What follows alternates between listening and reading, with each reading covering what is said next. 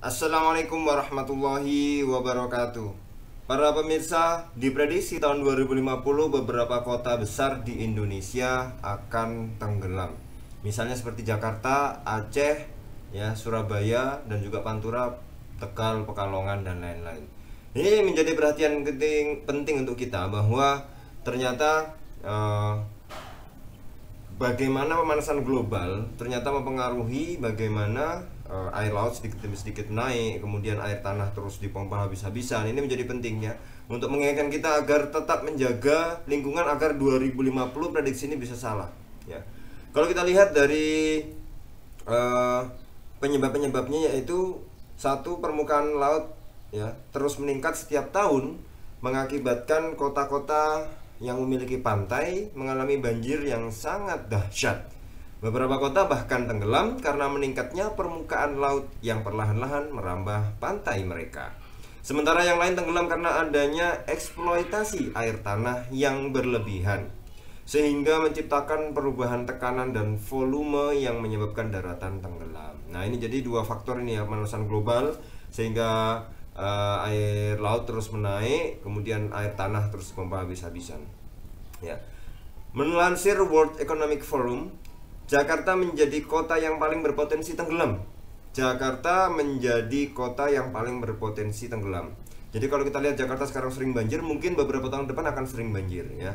Permukaan tanah Jakarta menurun hingga 6,7 inci per tahun.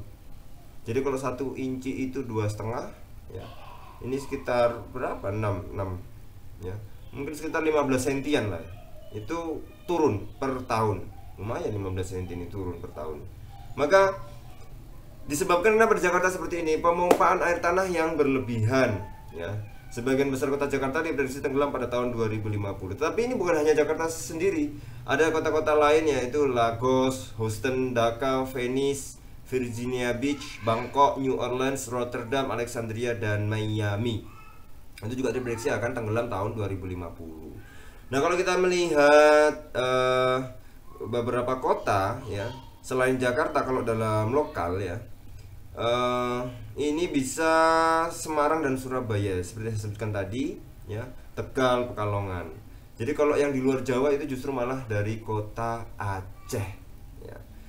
Bahwa ada hasil riset yang dilakukan oleh TDMRC Unsiah kembali menguatkan prediksi bahwa 3% dari wilayah Banda Aceh juga akan tenggelam permanen di 2050.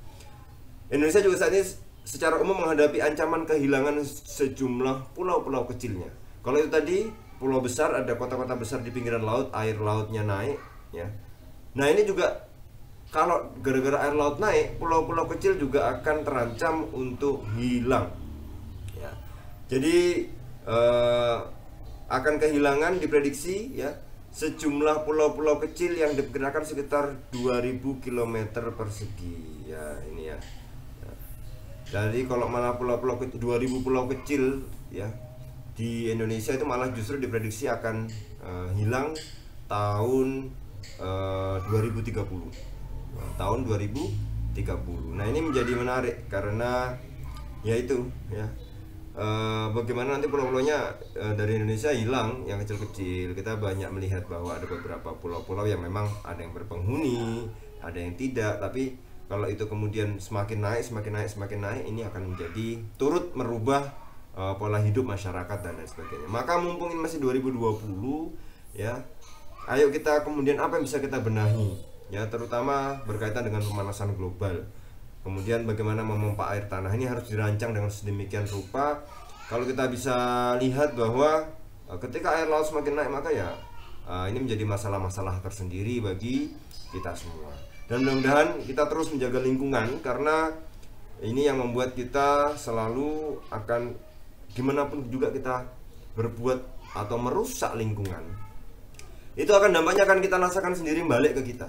Maka ya gerakan sekarang sudah mengurangi sampah plastik, penghijauan dan lain sebagainya. Mudah-mudahan ini semakin berkembang, dan ayo kita sadar bahwa kita punya lingkungan yang harus dijaga. Itu mandat kita yang harus kita jaga betul-betul. Untuk siapa? Kalau bukan untuk kita, berarti untuk anak cucu kita.